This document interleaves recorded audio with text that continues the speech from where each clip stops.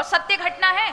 साहब जी ढोलकिया नाम है उनका, बहुत बड़े उद्योगपति है। वो अपने एम्प्लॉय को महाराज वो हर दिवाली पर गाड़ियां इत्यादि सब भेंट करते हैं, बड़ा नाम है उनका। उनका इकलौता बेटा था, विदेश से पढ़ कर के आया। देखो तब किसे कहते हैं बच्चों को कैसी शिक्षा देनी चाहिए। जब वो बच्चा MBA करके आया और जब लौट कर घर आया तो पिता ने कहा देखो डिग्री मुझे दो और तुम्हारा जो वोटर ID कार्ड है ये भी मुझे दो। तुम कौन हो क्या हो ये किसी को नहीं बताना है, क्या तुमने पढ़ा है क्या नहीं पढ़ा है ये भी नहीं बताना है, ये सारी चीजें मुझे दो।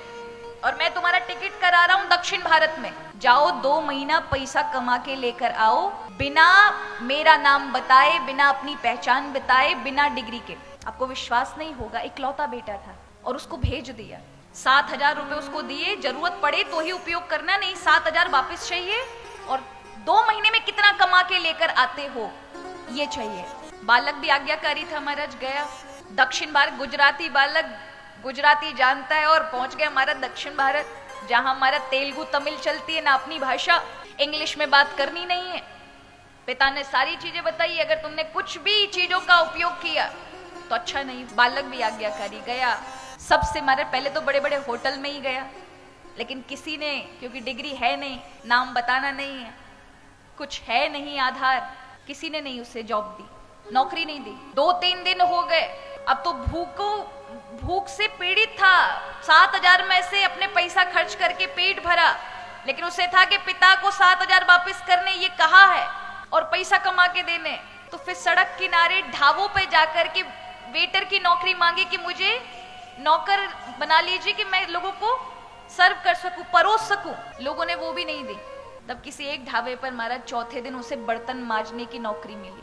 8x8 के कमरे में 8-8 लोगों के साथ उसे सोना पड़ा, जो इतने ऐसो आराम में रहने वाला बालक। सुबह सुबह उठ करके 10 गालियां खा के, लोगों का सुन के, किस प्रकार से उसने महाराज वो 2 महीने व्यतीत किए। एकदम काला पड़ गया, क्योंकि नहाया भी नहीं कई दिनों से और काम में ही लोग लगाए रहते थे, उल्टा सीधा सुनाते। और इस तरह से 6,000 रुपए उसको प्राप्त हुए। 2 महीने बाद अपने पिता को फोन करता है, पिताजी मैंने 6,000 रुपए कमाए। पिता ने कहा उनको खर्च नहीं करना, जो 7,000 दिए उसी से टिकट बनवा के आओ। टिकट बना करके वो आता है, अहमदाबाद के स्टेशन पे जब उतरता है ना, तो पिता ढोल नगाड़े लेकर के और परिवार के साथ उसका वेलकम स्वागत करने के लिए खड़ा था। और जैसे ही उस बालक ने जनरल कोच से बाहर पैर रखा, कोई रिश्तेदार नहीं पहचान पाया, लेकिन पिता ने उस कालिक में छुपे हुए बेटे को पहचान लिया। दौड़कर उसकी वो दशा देख के पिता की आंखों में अश्रु आ गए, हृदय से लगा लिया। बेटा चरणों में पड़ गया, पिताजी ये 6,000 रुपए और ये 7,000 में से कुछ मेरे से खर्च हो गए थे। पिता ने कहा बेटा ये पैसों की बात नहीं है, इन पैसों को संभाल के रखना जो तुमने कमाए। तुम्हें पता चला पैसों की कीमत क्या है? तुम्हें पता चला कि व्यक्ति की पहचान यदि ना हो तो व्यक्तियों का व्यवहार कैसा होता है? तुम्हें पता चला लोगों के साथ अब तुम्हें कैसा व्यवहार करना है जो तुम्हारे नीचे काम करने वाले लोग हैं? तुम्हें पता है अब समय की कीमत क्या है? रो पड़ा, पिताजी मुझे सब पता है, अब पता चल गया, इससे बड़ी शिक्षा और कुछ नहीं है। पिता ने तुरंत अपनी ऑफिस की चाबी दी, कहा अब तुम्हारा ऑफिस है संभालो। ये होता है तब। सजी सजाई थाली देंगे तो क्या होगा?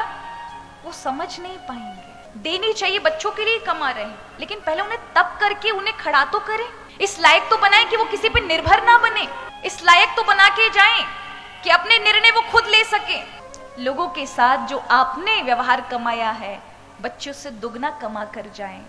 ये सब केवल तप से ही हो सकता है, इसलिए बच्चों को तप कराना चाहिए। तप माने संघर्ष,